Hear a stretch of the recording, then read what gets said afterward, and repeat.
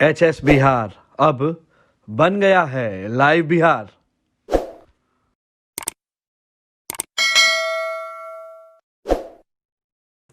नमस्कार, मैं हूं राजमोहन तिवारी और आप देख रहे हैं लाइव बिहार। तो आज भूपेंद्र यादव जो कि बिहार के प्रभारी हैं बीजेपी के, उनकी प्रदेश अध्यक्ष बीजेपी के बिहार के संजय जायसवाल और नए राष्ट्रीय अध्यक्ष जदयू के आरसीपी सिंह के बीच में बंद कमरे में बैठक हुई।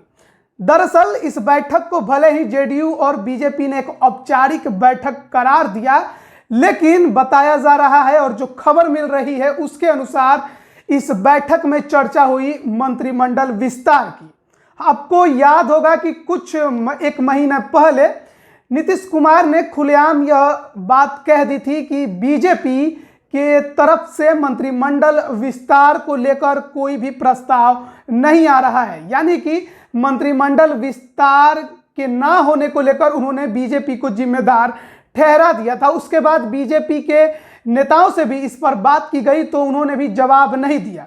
अब जो खबर मिल रही है उसके अनुसार जो बैठक हुई है उसमें भी मंत्रिमंडल विस्तार को लेकर दोनों ही पार्टियां एक पेज पर अभी तक नहीं पहुंच पाई हैं। आपको मालूम होगा कि एक दिन पहले हिंदुस्तानी आवाम मोर्चा के राष्ट्रीय अध्यक्ष जीतन राम मांझी ने भी यह डिमांड कर दिया था कि उनको भी एक और मंत्री पद चाहिए।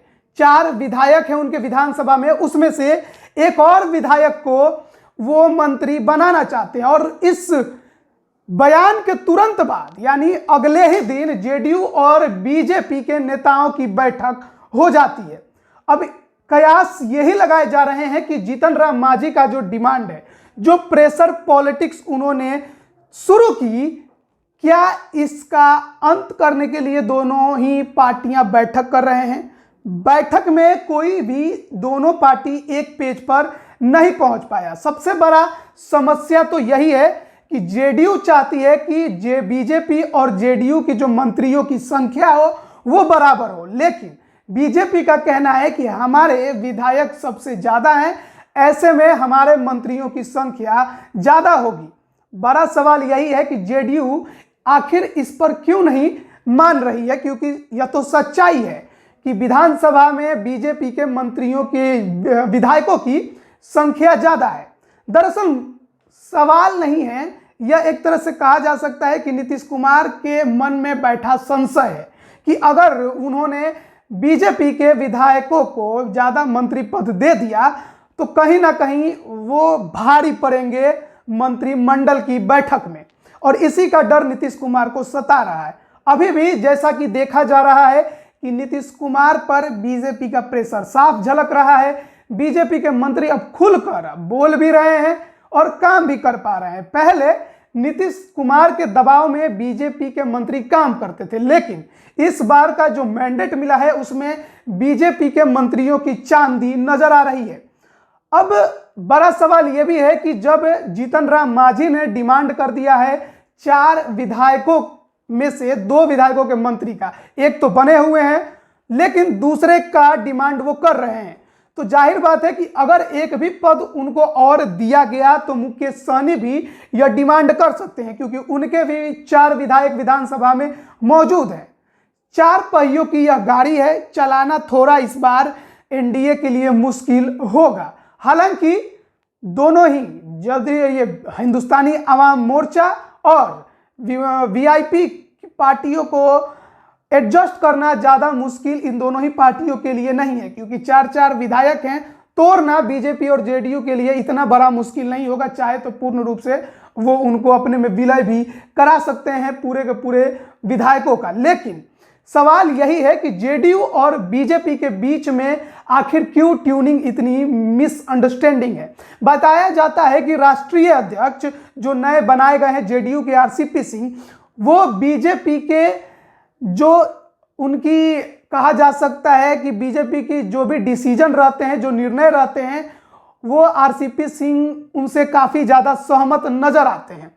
आरसीपी सिंह की जो ट्यूनिंग है बीजेपी के साथ बड़ी अच्छी है, विचारधाराएं भी काफ़ी मेल जोल वाली हैं। इसी वजह से आरसीपी सिंह को नीतीश कुमार ने राष्ट्रीय अध्यक्ष भी बनाया जेडीयू का, ताकि बीजेपी के साथ जो मिसअंडरस्टैंडिंग हो रही है उसे खत्म किया जाए और बीजेपी और जेडीयू साथ मिलकर अच्छे से काम कर सके। लेकिन यहां भी शर्त नीतीश कुमार का एक ही है कि मंत्रियों की संख्या दोनों ही पार्टियों की बराबर होगी। बीजेपी सहमत नहीं है कि कम संख्या होने के बावजूद हमने आपको मुख्यमंत्री का पद दे दिया है, लेकिन मंत्रियों की संख्या बराबर तो हो ही नहीं सकती। और आज जो बैठक हुई, गुप्त बैठक, जिसमें कि हिंदुस्तानी अवाम मोर्चा भी शामिल नहीं था और वीआईपी का भी कोई नेता शामिल नहीं था, केवल जेडीयू और बीजेपी के बीच की बंद कमरे की बैठक थी। बाहर निकलते हैं दोनों ही नेता बीजेपी और जेडीयू के, लेकिन मंत्रिमंडल विस्तार को लेकर कुछ भी ज्यादा नहीं बोलते। कहते हैं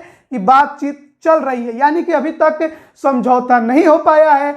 और मंत्रिमंडल विस्तार अब जरूरी भी है, क्योंकि सवाल जनता के मन में भी उठ रहा है कि आखिर लगभग 2 महीने बीतने के बाद भी आखिर मंत्रिमंडल विस्तार क्यों नहीं हो पा रहा है, क्योंकि काम भी काफी ज्यादा प्रभावित हो रहे हैं। नीतीश कुमार काफी एक्टिव मोड में नजर आ रहे हैं, जनता के बीच भी दिखाई दे रहे हैं, क्योंकि शायद अब वो भी समझ गए हैं कि जनता से जुड़ाव ही जनता का भरोसा जीतने का एकमात्र साधन है।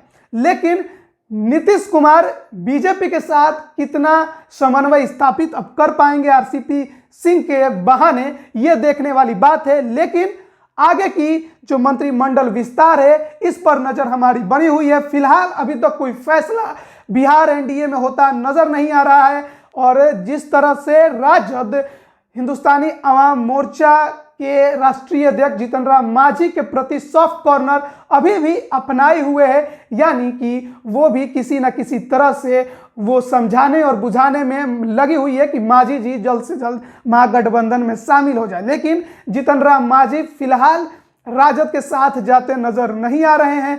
मंत्री पद की डिमांड जरूर उन्होंने की है, पूर्ति होनी थोड़ी मुश्किल उनके लिए नजर आ रही है। लेकिन उससे भी ज्यादा बड़ा समस्या यह है कि जेडीयू और बीजेपी अभी तक एक पन्ने पर नजर नहीं आ रहे हैं, जो कि बिहार एनडीए के लिए अच्छे संकेत नजर नहीं आ रहे हैं। देखते हैं आगे क्या कुछ होता है। तमाम अपडेट के लिए बने रहिए हमारे साथ। धन्यवाद। एचएस बिहार अब बन गया है लाइव बिहार।